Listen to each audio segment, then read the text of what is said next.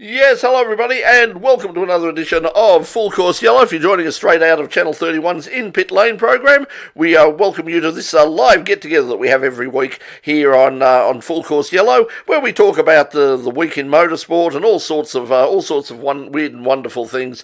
Just a few friends getting together, and we'd love you to become a part of it and join the crew every week. We really appreciate everybody coming in, and as Wally Biscuit said, and it's go go go. Thank you, Wally. Yes, it is go go go go, and joining us to help me in the go go go is most of the usual suspects. We've got Chris, we've got Pete, we've got Stuart, and we've got Richard as well.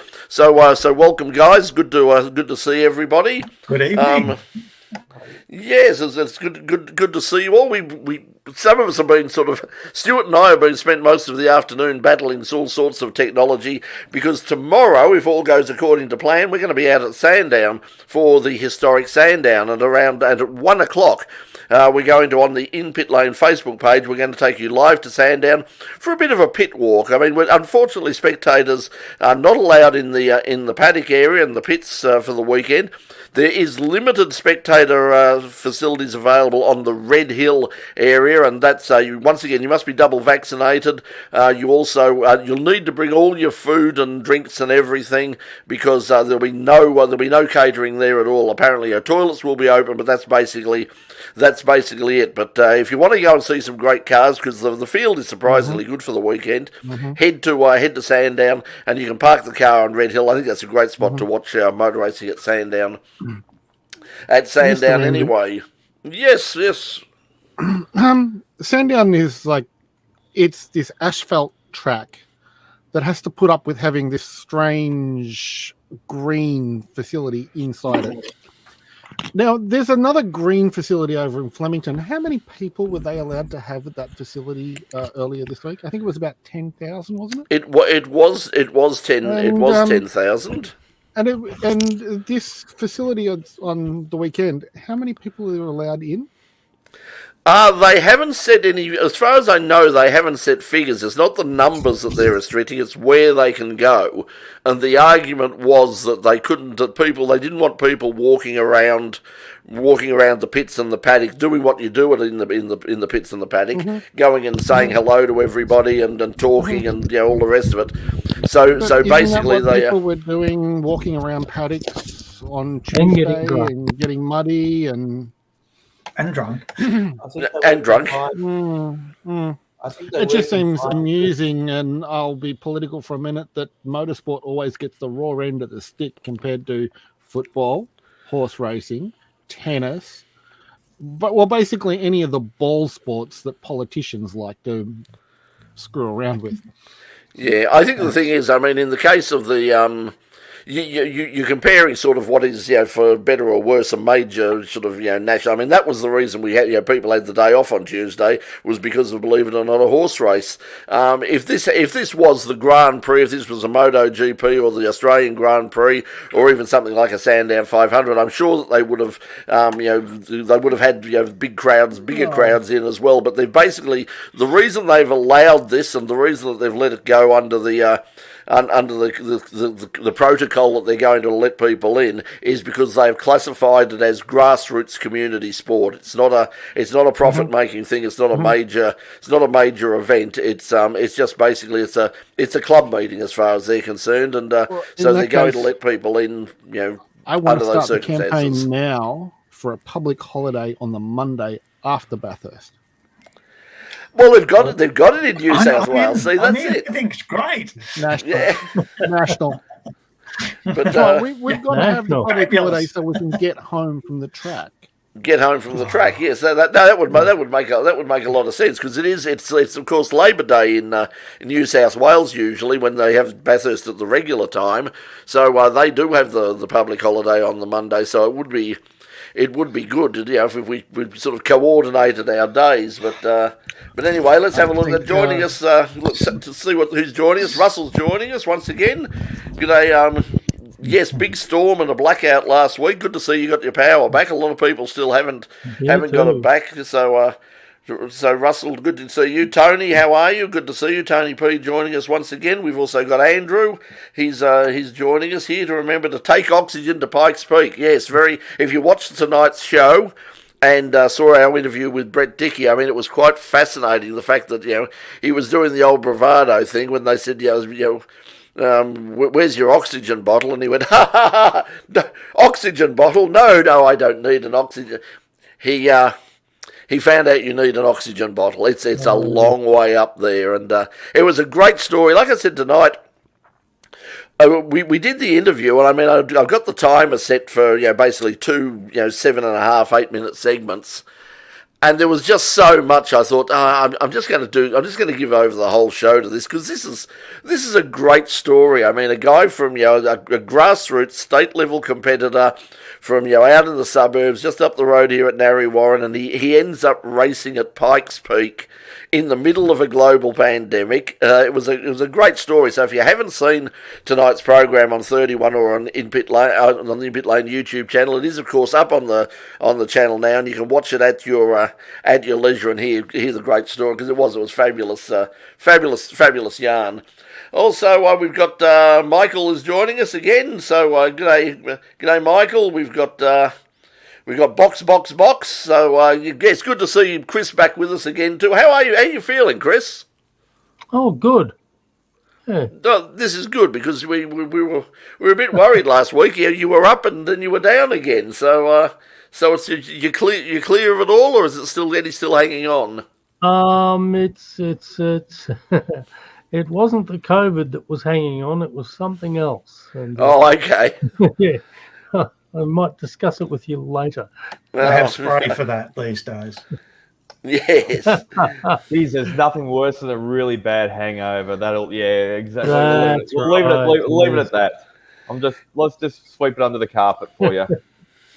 Yeah, as Paul is saying, Flemington 10,000 compared with the normal 100,000. That is very true. The VHRR basically were the people who made the decision that they were that they basically weren't going to try and bring in a big crowd, because if they brought in a big crowd, they would have to administer that crowd. They would have to have COVID marshals in place. They would have more people. It was going to be a real a real hassle getting people in there. It's a big enough hassle for us. I mean, as Doc would tell you that in tomorrow, and any of the officials who are going along tomorrow, there's a whole rigmarole we've got to go through, because they are still using the track as a vaccination centre as well. That's it. So they're sort of breaking up. So the people who, if you haven't had your vaccination yet, tomorrow and Saturday and Sunday would be a really, really good day to go and get your vaccination, because if you want to see the cars,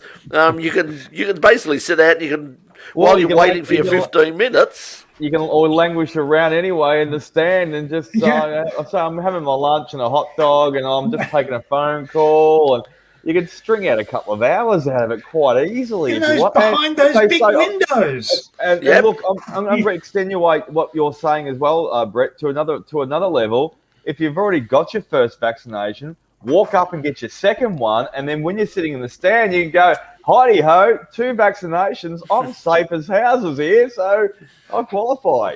Not sure how that works, but anyway, while you wait, because I was thinking, that's where I went for my first dose, and I sat there and I was waiting for your 15 minutes after there, and I was just sort of looking out at this empty track and thinking, oh, this would be a really good stream. Wouldn't it be good to see some cars running round in circles at the moment? So, so if you want to go on the weekend, I'm going get for your my vaccine. Before we get into a third one. Official, well, you can. You can have as many as you like, I understand. Exactly. You can qualify for as many as you want soon as well. Grand sale. Thanks, Franco. Mr. Richard, I have some good news for you and anyone else who's listening to this. Good evening, virtual. The good news is, it's breaking news this evening, is the premiers have announced that the borders are going to be completely open and it's free for all soon in the next, I think it's either might be tonight or it was a Thursday, which was it was a given anyway. Everyone knew it was going to happen. Yeah. So because they're already at 90, we're 90 by the 24th of November or sooner. I'm not 90. So It's going to be a free for all on the borders soon between Victoria and New South Wales only at this stage. So yeah, good. So if you want to go to Challenge Bathurst, if you want to go to the 6-day event in early December, you can do what you want again, which is realistic. If What's you're that? crazy enough to race XLs and need to cross a border, yeah, okay. It's so. I mean, obviously, do your research, but it's open slather. You won't be having any problems with borders anymore. Well, let's hope that that's all sorted out. I'm just wondering. I haven't think about. I would really like to go. As I said last week, I would really like to go to the Bend for the last round of the Australian Motor Racing Championships, the event formerly known as the Shannon's Nationals. But that's which is coming up in December. So I'm sort of looking at that. What but it's dates, Brett? Road trip.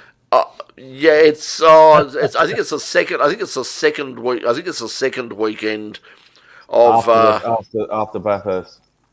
Yeah, it's. I think it's. Yeah, I think it's the week. I think it's the week after. I'm pretty sure it's the week after Bathurst.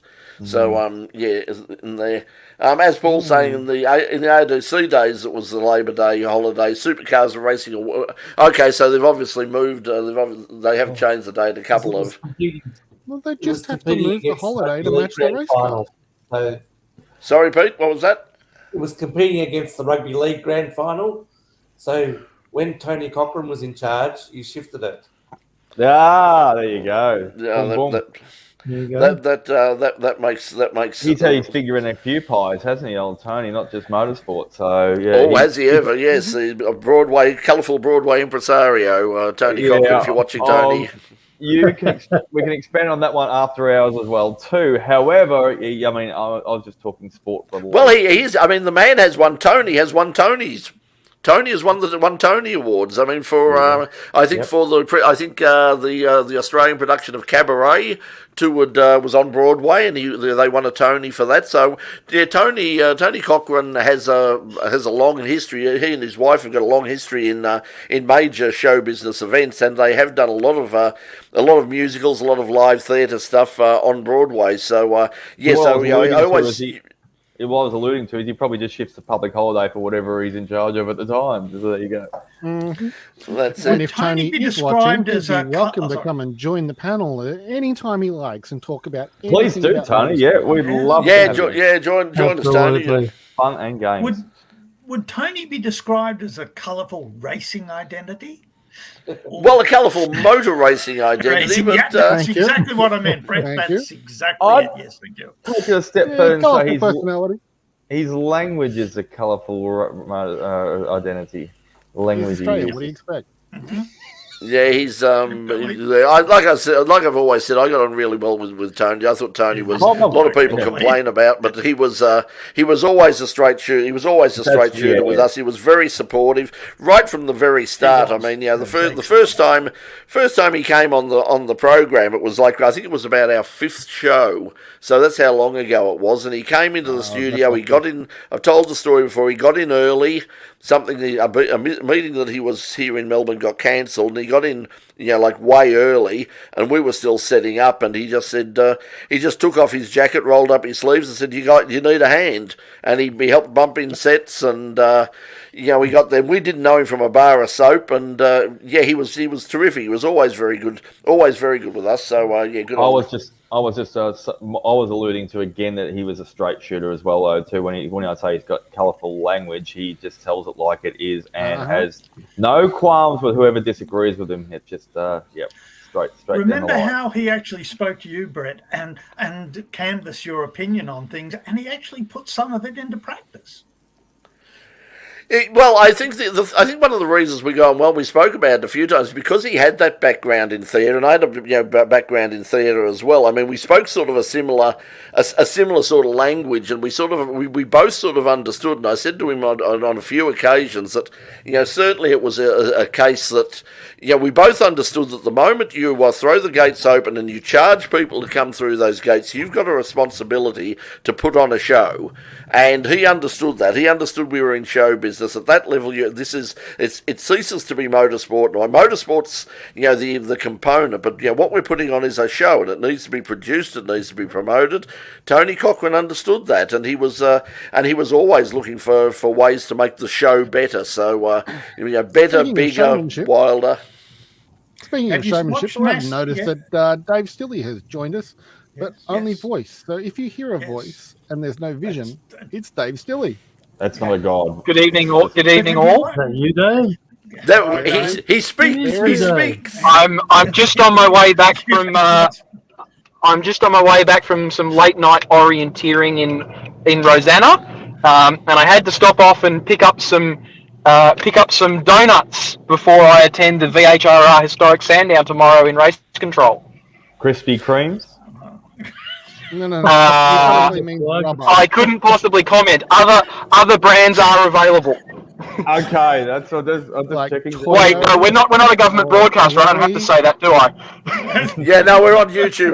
We're not on 30. We're not on 31. We're not on the ABC. You can, we can. I mean, as long as they give you some freebies, you can plug it as much as you like.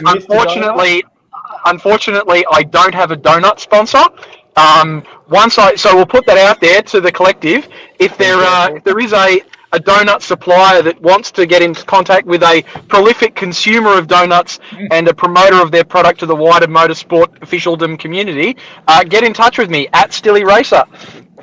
Well, just before you go any further with that, is your preference a jam-filled one, or would it be a glazed round one?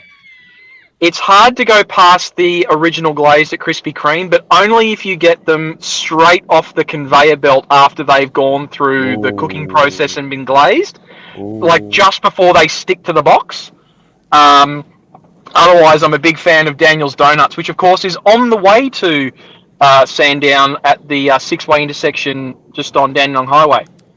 And is a very, very, well, I'm going to say a very popular place for young men with very nice cars to hang out. It's not popular with the local constabulary and the local community there that they do hang out there. But yes, if you go there sort of late on a Friday night, you'll see some very nice cars.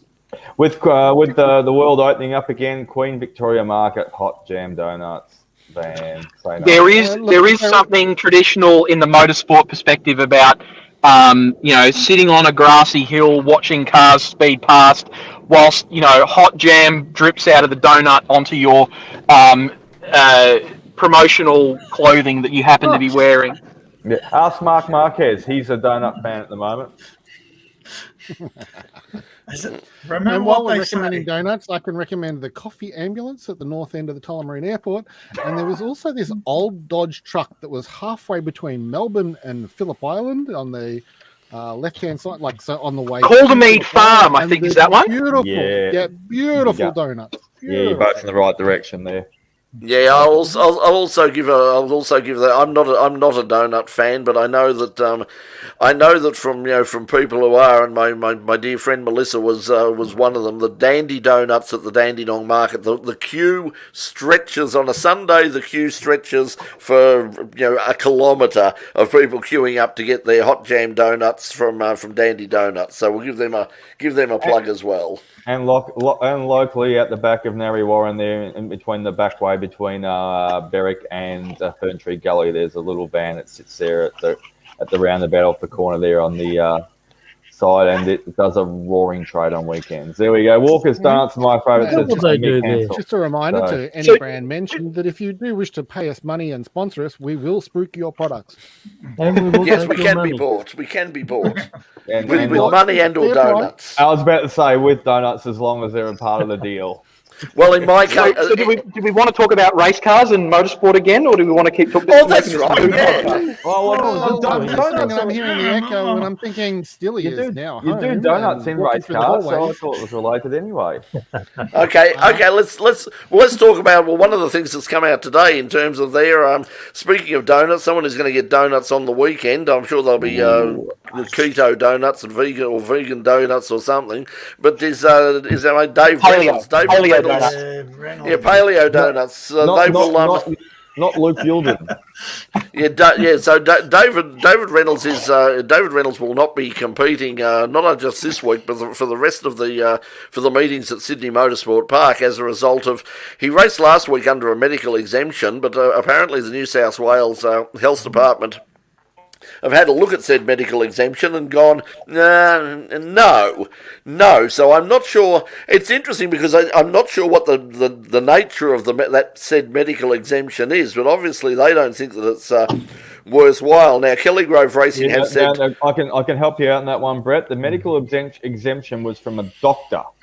So then that got him by for the time being for that race. Then obviously they said they had a harder look at it, and the medical exemption needed to come from the government. And because they had a hard look at it and it wasn't a government one, now they've actually found it out and said, right, if it was still a government one, he'd still be able to continue. But because it wasn't from a government, it was from the doctor, he sort of got found out a bit and said, bad luck, rubber duck. But he's subsequently, as you were saying, Brett? Had one. Yeah, he's had one, so he's hoping to... He'll be no doubt hoping to get another one, although he's probably not hoping, because if anybody heard his podcast, it's pretty fair to say that Dave isn't a big rap for the whole vaccine thing. So I think as soon as they announced, they said that there was a problem with the driver, but we're not naming him. I think everybody in Australia just went David Reynolds. It was pretty obvious, and then it came out the other day that that's in fact who it is. And then was officially announced today. So yes, Luke Yulden is taking over, and that's great. That's good news for Luke. I mean, I know he's very well respected with a lot of people. I remember talking to Gary Rogers about Luke, and Gary was saying how much he respected Luke Yulden as a talent, and was just saying that it was really such a shame that he didn't have more opportunities in the main game, because he really thought that Luke was a very, very capable driver and would do very well in the main game if he just had that opportunity. Well, he's debuting. If I was going to say, if I might dive in, friend of the show, Mr. L. Mansell Esquire, he has a podcast that he and his offsider run, and the most recent episode of that is actually an interview with Luke Yulden. Luke, of course, has been competing in the in Carrera Cup this year, or was when the series was actually underway. And one of the things he reflected on was that he'd always been an endurance driver or a co-driver, but had never actually made a main game solo round start. And so this will be, after 20 years of knocking on the door, he's still a rookie. So he could put on the best rookie performance in Sydney. Well, he might get, because he's going to get a few opportunities. So he might be. Do they have a Rookie of the Year championship in Supercars? Because he they might have the Mike Cable Young Gun Award, I think, but I think that's the Super 2. Yeah, I think so. Yeah, I think that's something. And I don't think it's based on entirely, because I think there's a whole bunch of other criteria. I think it's voted on by teams and by some of the media and a whole bunch of things in honour of well-known journalist Mike Cable, who passed away many years ago. So that's great for Luke, but I'd have to say probably the two most underrated that fly under the radar, and they just churn out lap after lap, and they're only co-drivers these days. And look, they've passed their prime as far as getting a gig with the major teams or a solo drive. However, quality drivers would have to be, and some great down-to-earth fellas, and I'm sure there's probably thousands that agree with me. Luke Yulden and Warren Luff. I mean, they're both just great. They can just come into a team, drop into the seat any time, and just churn out lap after lap after lap, and almost hit the markers every single time. It's great. It's great to see. And look, I'm sure Lowndes, he could still do it to a certain extent. I mean, but you consider him to be in the main game for such a long time. I'm talking maybe the fringe drivers. Dean Canto was good there for a long time as well, though too. He was favoured by teams. There's probably at least half a dozen guys that are level pegging that could be that all sought after year, and probably tentatively contracted for the following year or two to pair up with the main game big teams year in, year out. Yeah. Also, Paul Dumbrell, of course, was very much in demand for the Bathurst and the endurance drives every year. So that's another reason why it's a shame that we don't have more endurance races. I mean, because we had, for so long. I mean, we had the Sandown 500, we had Bathurst, but before that, back in the old, back in my day, many years ago, there was a Phillip Island endurance. There was the Surfers Paradise endurance race. It was the Manufacturers Championship, and so basically you had the Australian Touring Car Championship running up to about sort of June, July, August, and then from sort of September, October, November you had the Manufacturers Championship, which was for endurance races as well. With this, it was usually starting off with the Sandown, as it was then, the Sandown 250, and then became the Sandown 400 when into the switch to metric. And those races sometimes, Brett, provided a certain extent a bigger entertainment value as well, too, whether it be live at the track with the atmosphere or going along, because the teams were willing to throw a little bit more down the road at those particular stages because they weren't for championship points or championship rounds. So the drivers that go out there have a bit more fun. They try a few more moves. There'd be a bit more action. Few more stacks safely, of course. So yeah, look, the sport has evolved. However, it did have its advantages at the time. I mean, the Gold Coast one, when it was non-championship rounds, they used to throw the cars all over the shop. It's the one that half of them did down the beach there in the ocean half the time. Well, that was, if you remember that year when the Indy cars went away, there was part of the deal with the government was that it was supposed to be an international event, and the way they made it, once again Tony Cochrane was involved in this, but the way they made it an international event was to bring over big name IndyCar drivers, mostly IndyCar drivers, to race to basically be the co-drivers in the touring cars, in the supercars, and so that was a lot of fun, to see all those drivers in very different cars. But obviously it was very expensive. They were paying all those guys not just appearance money to turn up, but they were bringing them over and they were giving them holidays and putting them up and them and their families up for up on the islands and all the rest, and great little earner for them. But and I'll tell you another advantage of the Gold Coast when the Indy cars are up there as well too. And I had the pleasure of going up there a few times. I deliberately took my holidays. Is that with the supercars, especially the Indy cars, the proximity to the track of you are with that fence and that, and of course there's obviously safety and dangers and regulations these days. But you look at the other tracks, like I suppose like even down the city down there during Albert Park, you can't get as close to the cars as much. There's a sort of amount of spacing that they provide these days. Whereas up at the Gold Coast, the Indy cars, it'd be as close as my kettle is, 2 meters away from me right now, or you can feel the bloody breeze from the bloody mirror getting smacked off the wall as it went past by the supercar and Indy cars. So you go to Phillip Island, or you go to Bend, or you go, even Bathurst to a certain extent. There's a fair few meters between yourself and the track. I mean, don't get me wrong, you still get a great viewing, but Gold Coast, you just really got up and intimate with the sport.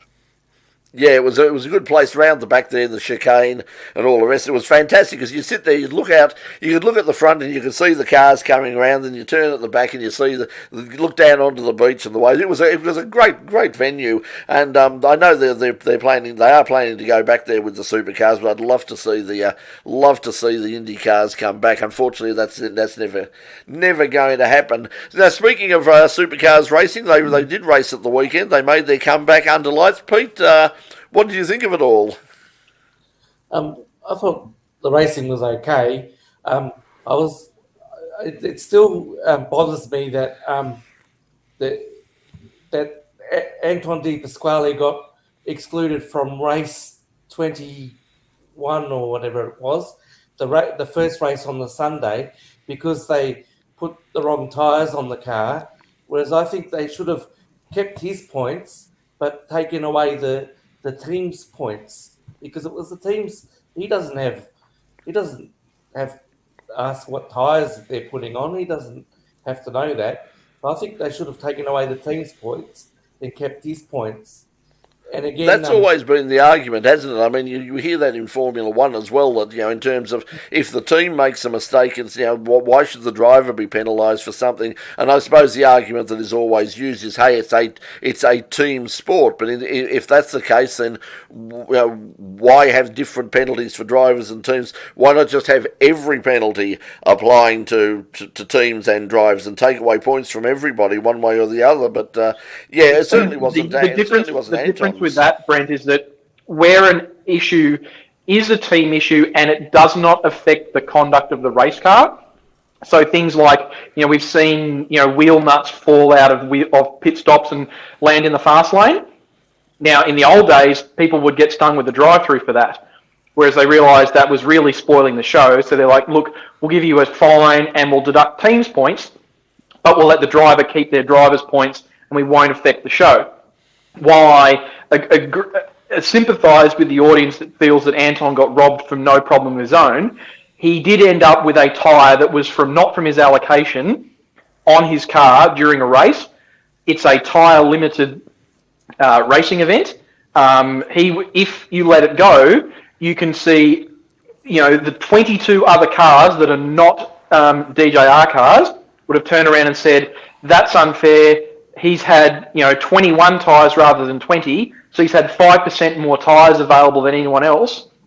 That's unfair. You should give us, it's either you give him one more tyre, you've got to give everyone else one more tyre, or you don't get one more tyre. So, DJR stuck their hand up, said, we made a mistake, they owned up to it, and, they paid the penalty for it,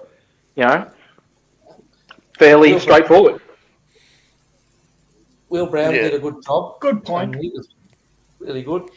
And again, Shane Van Gisbergen getting in trouble for saying the track was like a cheese grater. I mean, do we want personalities in the sport or not?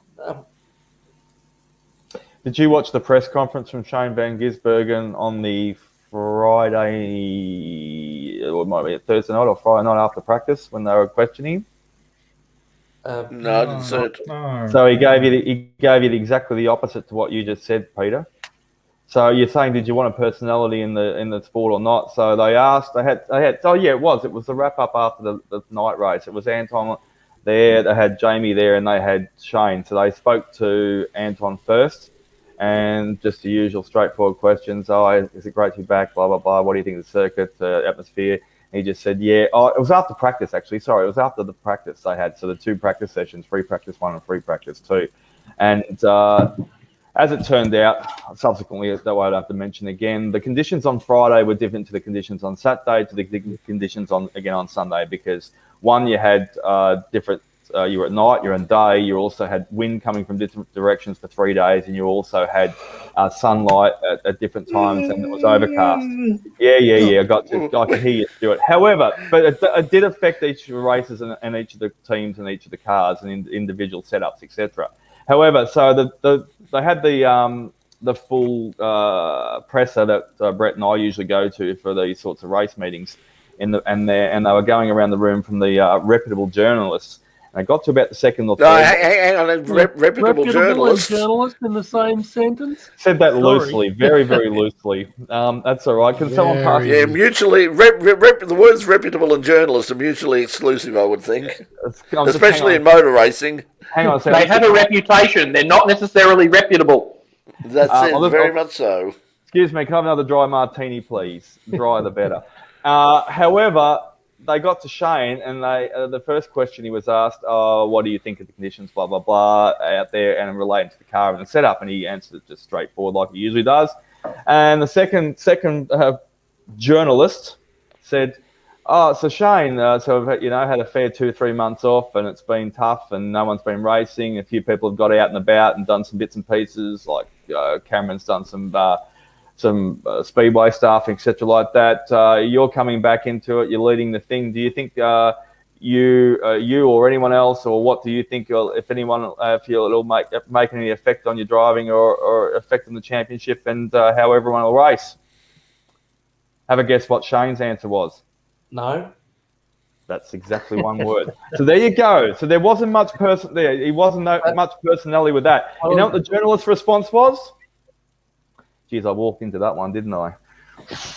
But It's almost as if these journalists could do with some sales training on asking open questions, closed questions, and alternative questions, because they're three very different types of conversational material, and they lead to different results.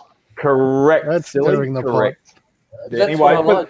so he's got a personality when you want, Peter, and he's also hasn't got one when you don't when you want. I think that shows personality too. He's honest, and he was honest. Yeah, I mean, There's no personality to it. No, he has got a personality. Don't get me wrong, and it's individual and it's different to everyone else in the field. But that comment is no personality. It's just a plain no. And look, that's what I'm saying. I think Well, the it depends best. on how he said the no too. Yeah, I mean, yeah. if he was, And a no is a perfectly reasonable answer to a closed question. If you ask a question that has a yes or no answer, you cannot be upset if someone gives you an answer that is yes or no and does not elaborate. It wasn't a closed question. He did add bits and pieces to it before he asked the last parts of the question. There was different parts to it, but he just shut it down. just a reminder for everybody at home, we apologise about the enthusiasm of the audio level of Dave Stilley. It's accelerated tonight or elevated because usually he's on the screen and his system is juggling the two, so his audio is hot tonight. Well, they keep telling me I've got a great taste for radio and a great voice for silent movies. So, looking forward to what I can go on to next. Damn hot, Marcel Marceau. Anyway, so okay. Well, let's move on, because we know that Shane is, Shane's been on the program and we've spoken to Shane a lot of time. Shane is happy to let anybody know that he's not in this to be a star. He's not keen on doing the whole media thing. He finds that part. What he wants to do is he wants to drive. He wants to win. He wants to be out there, and that's all. He doesn't want to talk about it. I mean, and as I've always said, he's always been terrific with us, and. Yeah, I mean, but like there have been some occasions, like when I've been and seen him, and I've said, can we grab you for a chat? And he'd go, nah, not today, mate. And it's like, okay, that's fair enough. I mean, he doesn't have to, but he's always very polite about it. When on the couple of occasions he said it, he's not like some of them who just push past you and totally ignore you or tell you to F off in no uncertain terms. He always just sort of says, I'd rather not. Occasionally he has in the past sort of said no, and then sort of wandered back later and said, listen, if you still want to chat, I wouldn't mind. So he doesn't play the media game, and good luck to him. The thing is, I mean, you can't complain with what he does behind the wheel, because the guy's a seriously good driver, and that's ultimately the main thing. I just like his honesty that he did. He said the track at that day was like a cheese grater, and he got in trouble for it. And I don't think, Who did he get in trouble from? Well, that'd be Supercars, I would imagine, and the reason they would be upset about it is because they're getting a bucket load of money from the New South Wales government, who are sort of telling the world. I mean, they spent most of the weekend on the telecast saying that this was all very revolutionary. Racing cars under lights. This is the only track in Australia that's had lights. I mean, hold on. Orange, Boulder, Barbagallo, Adelaide International. You guys should all go get tested. There's a lot of symptoms going on in the room. So, but anyway, that's it. I mean, what do you think? What did you think of this, Stuart? Did you see any of it at all? No, I missed it. I was otherwise occupied. I was. Yes, you can see on my face why. Banging your head against a brick wall? Yeah, banging his head against the. No. It was rock. And I have proved that the rocks are harder than my head. Okay. All I will say is there was an attractive young woman involved, and I'll say nothing more. I was thinking. Physics. And there are pictures. A woman. See, Stuart, what you really need to do is you need to extend that up your forehead into a lightning strike shape, and then get some horn rimmed glasses, and then that would have been an epic Halloween costume. And they would have thought he was Harry Potter incarnated. Halloween. I don't know. I'm reasonably happy with the results. Yes, okay. So we've got so for those of you who might be listening, we've got Stuart was out very early in That's dangerous.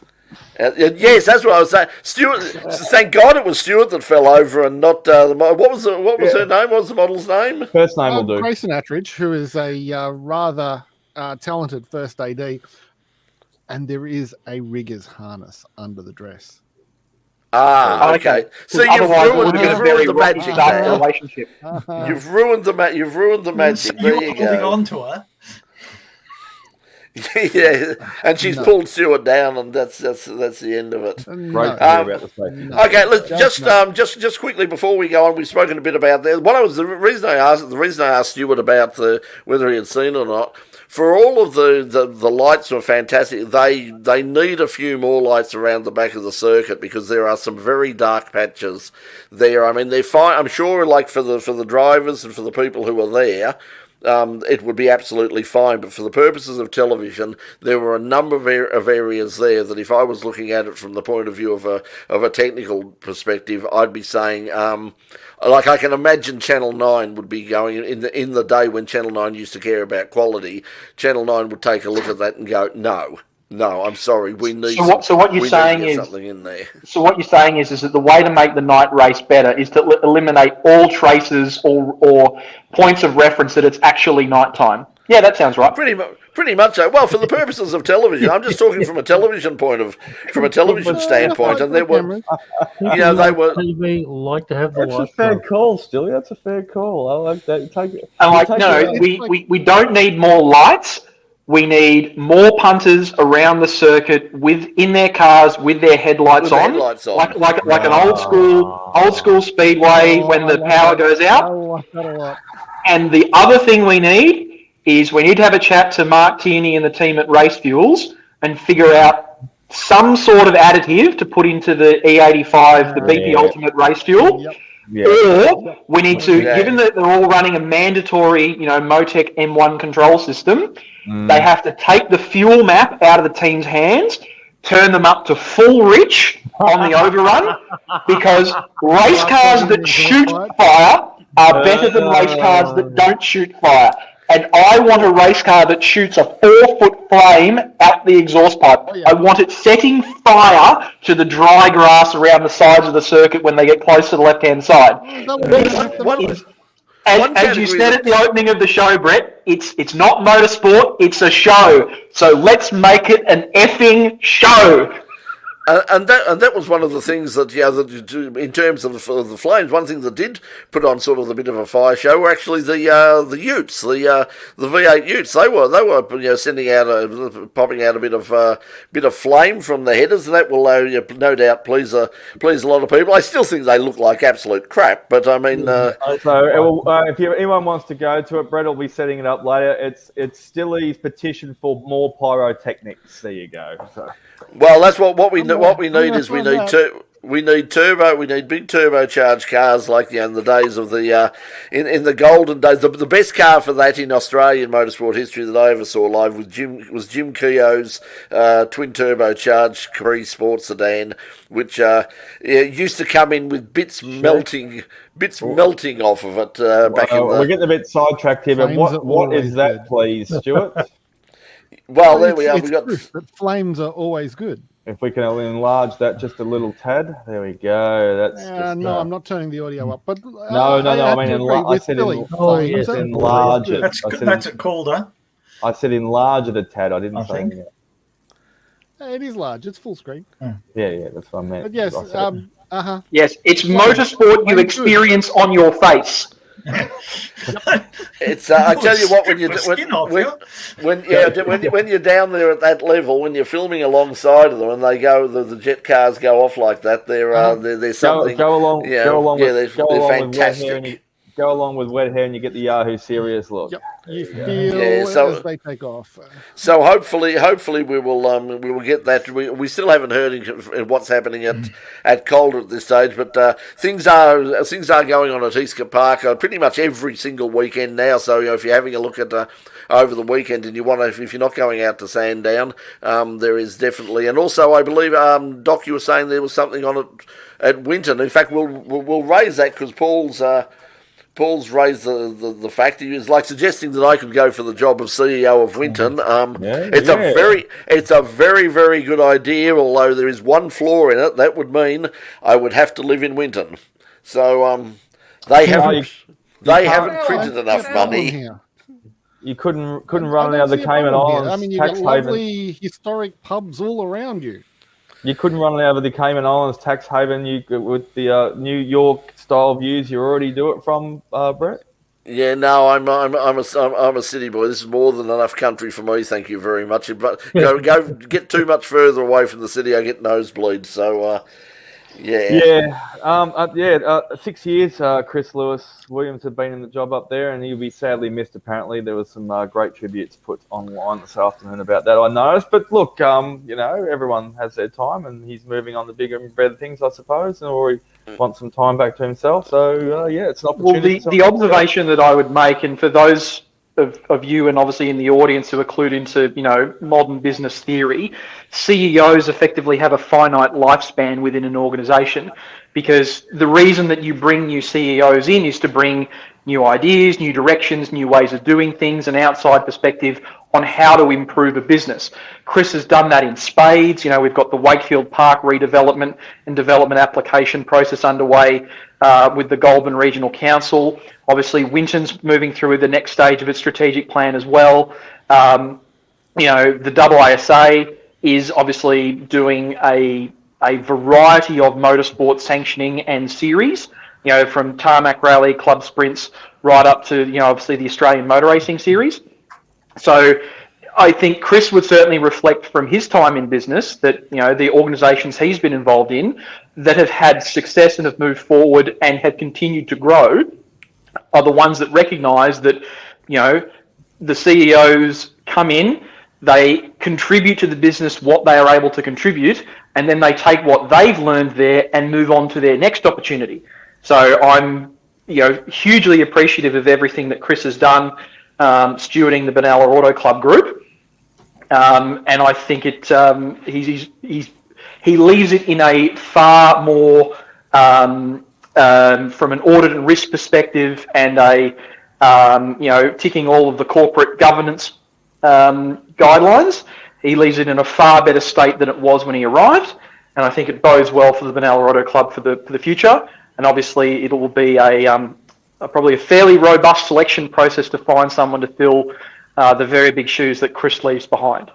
So yeah, they've certainly done a great job there. I mean, Winton has come along in leaps and bounds. I mean, we've obviously done the for the last few years the Formula SAE up there, and just the improvements that they've made right around that track, and the way they look after their volunteer officials and everybody, the relationship they have with the local community. They've really built on that sort of thing, and they've done a lot of work that people haven't seen behind the scenes that make it easier for people like us to do our job as well, in terms of the fibre that they've laid and a whole bunch of other things that they've done there to make it a better opportunity for people to race there and to run things. So it's a great job that Chris has done. So I suppose he's got more time now to run his 944 if he so desires. But might be interesting to see where. I haven't heard from him in terms of if he has any plans, but it might be interesting to see where he goes, whether he gets out of the sport altogether or whether there's something else in his future. And wasn't there a group called Supercars that got some new owners? That might be interesting. What if there's a role there? Porsche Cars Australia is looking for a new motorsport manager as well. Yes, that's good call. Yes, that's right. Just on that, I just quickly had a look. Formula SAE at Winton is next year, 2022, February 11th to the 13th. Yes, they did. They were planning up until recently. They were planning to run the thing. A lot of the teams were getting ready, but I think they've decided that no, it would. It probably wasn't settled enough for everybody to come over. Particularly, there's entries from New Zealand as well, University of Auckland, and I think Waikato have entered once again. So yes, Formula SAE was hot enough in December. In the first weekend of December, what it will be like in the middle of February is anybody's guess, and I'm sort of yeah, so that's a challenge for the cars, and whoever takes over the means. Yeah, so if anybody whoever's ever ends up, if they do a live stream, there, good luck to whoever takes over that, because I tell you what, that was really really really hard work, but it was great. It's a great event. We always loved doing that, and so we good would luck still to be them. available for that. We are certainly available. It's just someone's just got to ask us, but anyway, I was going to say, as a sanctioning body segue, have we heard anything further about the, shall we say, the disquiet between IHRA Australia and ANDRA regarding Sydney Dragway? Last I heard, that was all heading to court, so certainly IHRA are not making any comments. I've heard nothing out of ANDRA. ANDRA tend to keep their cards very close to their chest, probably a little too close at times, because you're never sure what's going on. But IHRA are continuing to run meetings in a whole bunch of tracks. They ran some on the weekend up in Queensland, I think it was. So they're sort of ploughing on regardless, and I think that'll all probably end up in court. That seems to be the idea. But I'm just, from our point of view, I mean, all we're waiting for is to find out what on earth is happening out at Calder Park in Adelaide, because we'd like to be out there pointing cameras at it once again. Please. But yes, please. And if I can make an editorial comment, if you're one of the people responsible for these sanctioning bodies, pull your heads in and communicate with each other. It'll be much more fun if all the classes are available to run racing. All the Let's get natives back on the have track. All the natives Out have of the been courts agreeing. and in onto the tracks. All the But natives Stuart, have been you're not saying- implying that there's ego and politics in motorsport, are you? and No, money. I'm saying it outright. It's not an implication at all. There's too many egos, and they just need to pull their heads in, talk to each other. Let's go racing.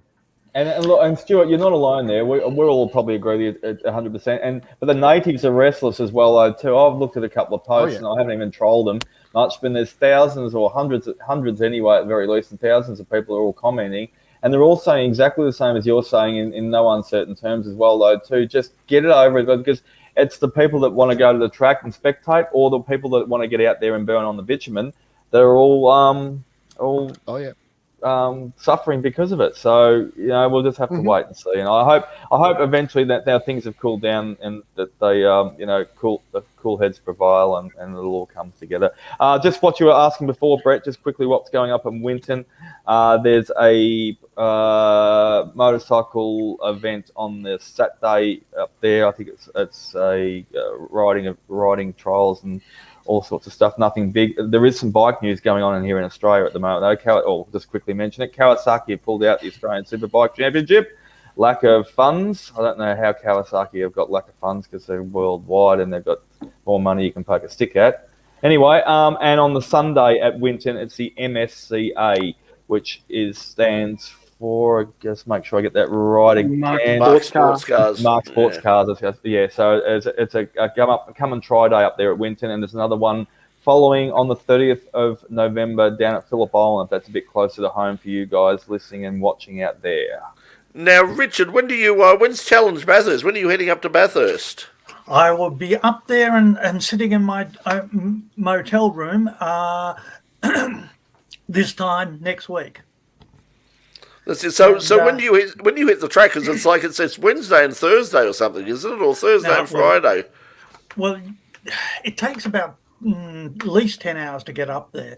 So you bump in on the Friday night, and so you really want to be there the day before, because you got to you've got to get all your scrutineering stuff together and paperwork together. So you've got to be there earlier in the afternoon. And so there's not much point unless you want to leave at 2:00 in the morning on Friday, and then you're going to might be buggered for the weekend. So I get up there on the Thursday night, nice dinner, Climatise on the Friday. Yeah, and off we go. And hopefully it won't be too hot, but I got a cool suit now, so. Here we go. But weak. about cool suits, there's an issue I noticed from the Sydney round in the sports sedans. I think it was a Camaro. It caught fire, and the driver actually got a little bit burnt. He jumped out of the car early. It's on the final turn coming onto the main straight. Now, the corner workers had extinguishers. You could see them there, and they didn't go over to the car. I suspect they were told not to. Yeah. But by the time the fireys got there, which was probably more than 30 seconds later, they made me look young and fit by comparison. And this is an ongoing issue, I think, for across the whole motorsport these days, that the officials are starting to get not young. So I'd reflect, or put teams over COVID. I'd reflect that this became something of a prominent issue after the first or second Townsville event for Supercars, when Jack Perkins' car had a fire under the bonnet. So the thing to remember is that the trackside officials are wearing normal outdoor clothing. They are not wearing flame retardant garments like a race driver or the specialist fire crews. They are behind a line of protection or behind the concrete wall of the tyre barriers. Unless they red flag the event or put it under safety car and they have the field under control, it is a very risky proposition for an official to go over the first line of protection, i.e. the tyre barrier of the wall, and attempt to firefight a fire, at which point their attention is not directed at the danger that is likely to come from a competitor who is not paying attention, comes around the corner, drives through a cloud of fire extinguishing powder, and causes further issues. There is a requirement, obviously, at different levels of race meetings to have different levels of fire and rescue support, and the ARDC officials are right onto that.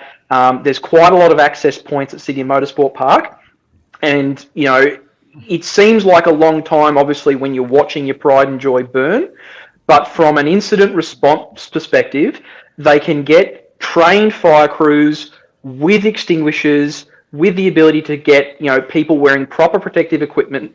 They can get there normally to any incident within 60 seconds. The best person capable of fighting a fire, providing that they're capable of getting out of the car, is the driver, because the driver is wearing all of the FIA or SFI rated flame retardant apparel. It's also your responsibility as a competitor to have the appropriate level. Yep, thank you very much, Paul. Yeah, I thought that was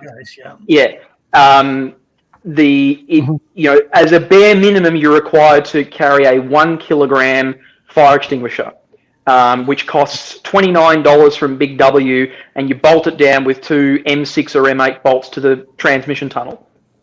That extinguisher is going to last you for about 30 or 40 seconds, and it's fairly caustic, and it'll be an absolute penis in the anus trying to get all of that fire extinguishing powder out of your race car. The best thing you can do as a competitor to stop your car from burning to the ground is, if you're going to spend $15, $20, $25, $100,000 on a race car, maybe don't just spend $30 on a fire protection system. Spend the money, buy a firebomb, so that you can douse the passenger compartment, the fuel compartment, and the engine compartment with a flame-fighting foam that's not caustic. It's a very, very small expenditure. It's $800 to $1,000 up front, and then it's about $200 to refill and recertify the system every year. It's a very cheap insurance policy, and again, I straddle both lines of the scenario here, because I'm both a trackside official and I'm in race control, and I help deploy this response, but I'm also a competitor. So I see both sides of the coin. But I would absolutely agree with your point, Richard. One of the things that Motorsport Australia and all the affiliated car clubs are working towards is finding the next generation of trackside officials that want to volunteer their time and do these things.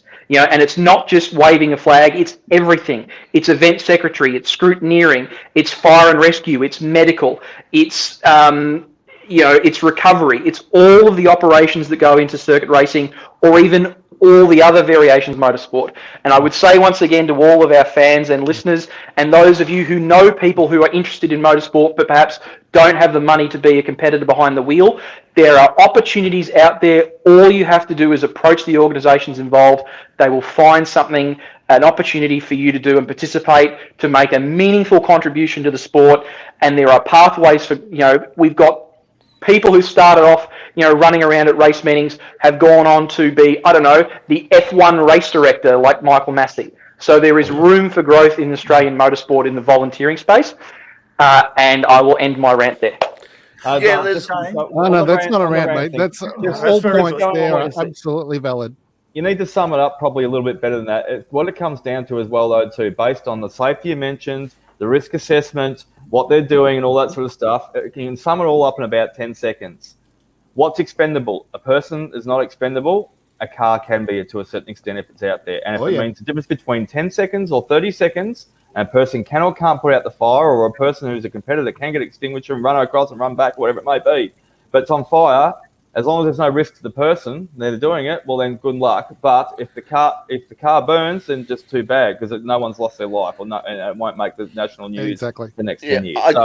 I just think that in terms of Sydney, I think the counterpoint to some of that is, as Andrew Collins is just pointing out, that like a few big events at Eastern Korea Sydney Motorsport Park have had some fires, and there does seem in New South Wales to be a very different sort of policy. Well, as Paul was saying, they're told specifically not to battle the fires, but it is frustrating. It's obviously really frustrating when you're there and you're watching it on television and you see people trapped in the car, or cars just burned to the ground, and you've got a driver who might get out saying, "For God's sake, get us out." If the person's trapped in the car, I'm sure there's a different response in going over the radios, etc. All hands on deck and get out to a certain extent without risking yourself. Try and save it. But if it's just a car on its own that has obviously a risk to it, then I'm sure the response will be different from the head director or whatever it may be, and saying, okay, without putting yourself in any danger, let it happen, because we don't want you getting anything. But if there's someone else exactly in the car at risk, or multiple people,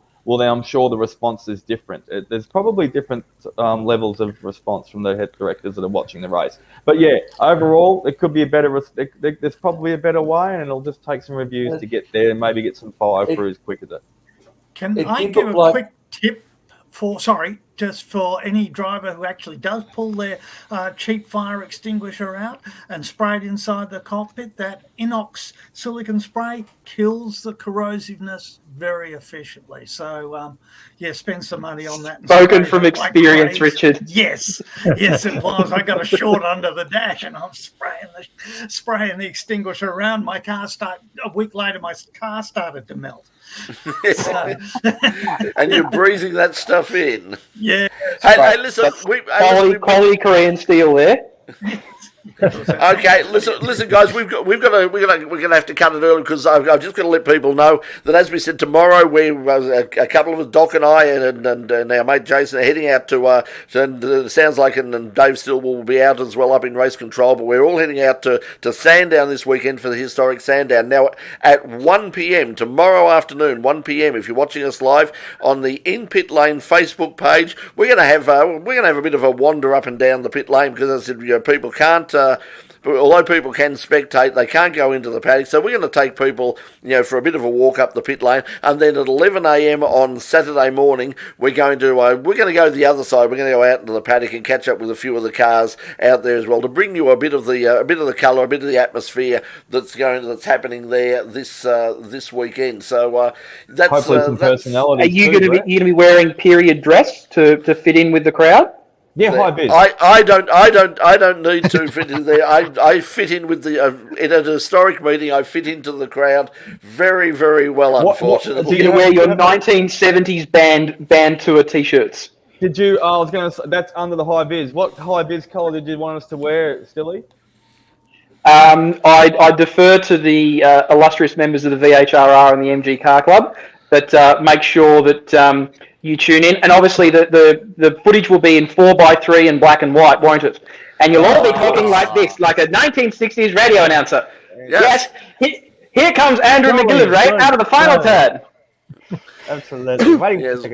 We have certainly done that one in the past, but this time, as I said, we'll also next week on the program on Channel 31 on at 9 o'clock on Channel 31, and also on CTV Plus and on the In-Pit Lane YouTube channel. We'll have more stuff coming to you, some features from Sandown. It'll be great to actually be out at the track again, to be talking to people face to face, not to be stuck in this room and talking to people on Zoom. It was so strange. I mean, for this week's program, because we did the interview a while back, and Brett Dickey basically lives 10 minutes up the road from me. I could have just popped in the car and driven there, but we had it all organised. It was done on StreamYard, so we did it there. But it'll be great to be there. Good fields for most of the categories, despite the situation. So as I said, be watching, and if you haven't done it yet, make sure, this is really important, that you subscribe to the In-Pit Lane YouTube channel, and that you follow us on Facebook, and that you turn notifications on.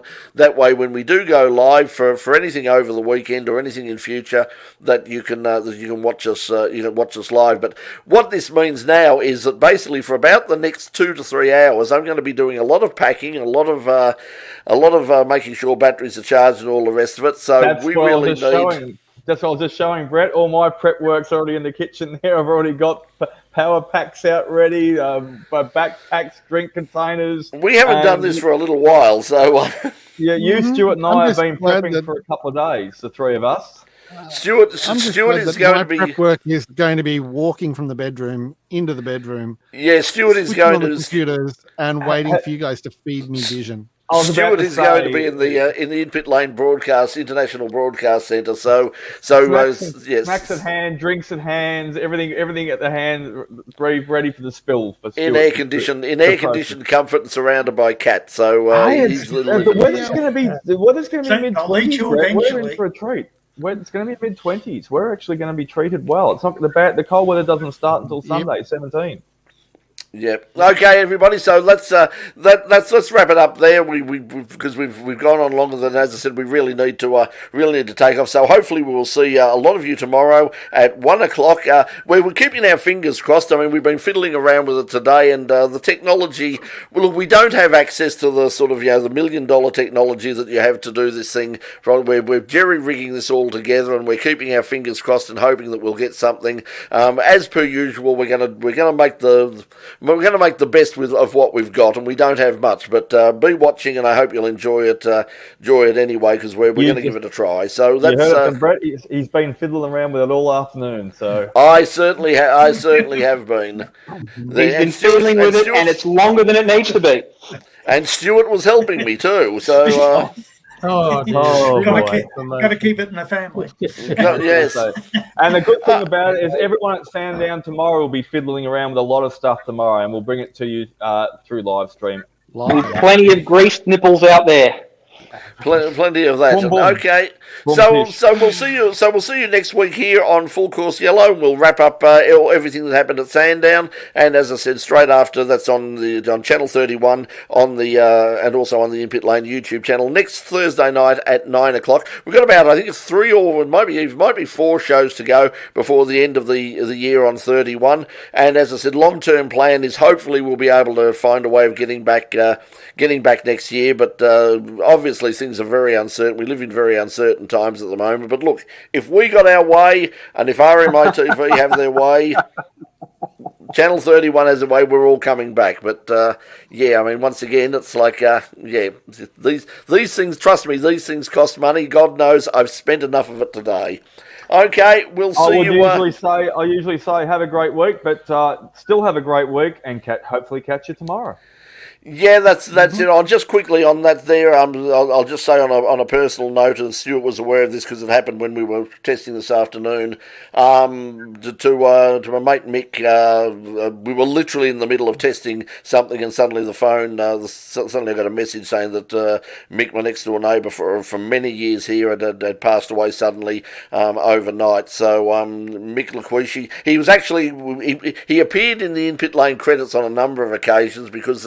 He was one of those people who could sort of, turn a hand at anything. If you needed something fabricated, if you needed something repaired that couldn't be repaired, cameras and all that. He's kept a lot of the cameras. I mean, the camera that I'm looking at above the webcam there.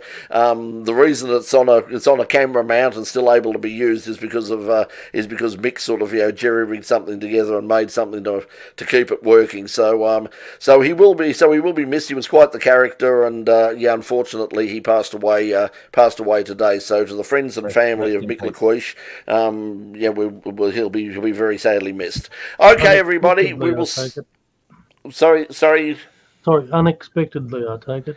No, not really. He has had a lot of serious medical issues over the past. I saw him for the first time in a few months, only about a week ago, and sort of thought at the end, oh, gee, that. But he was very confident. He was planning to get better very soon. He was sort of he was getting the people in to modify the house and do all the things that needed to basically continue in the place. And unfortunately, the only thing that you can say, as they say in the song, the best you can hope for is to die in your sleep, and essentially that's what's happened. So so that's we should all go out so well. So okay, everybody. On that note, from now on, that camera won't be jerry rigged. It'll be Mick rigged.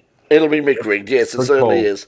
Okay, everybody. Thank you. Thanks for joining us. We'll see you. We'll see you next week. To everybody. Mike and that was my last question. Did you get a hairy? Yes, he did. Oh yeah, okay. So finally, Dave makes an appearance with his new haircut. I mean, oh my God, look at that! I mean, number 2 or 3 down the sides there, streamlined. Yeah, if you're listening to this on the podcast, boy, you're missing something. You're missing something now.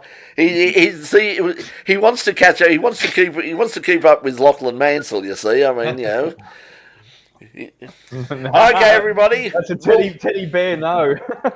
As Michael says, we'll see you at 1:00 tomorrow for the live stream, and now we'll say goodbye. So to everybody, thanks for joining us on Full Course Yellow. We'll see you next week. But from all of us here on In Pit Lane, bye for now.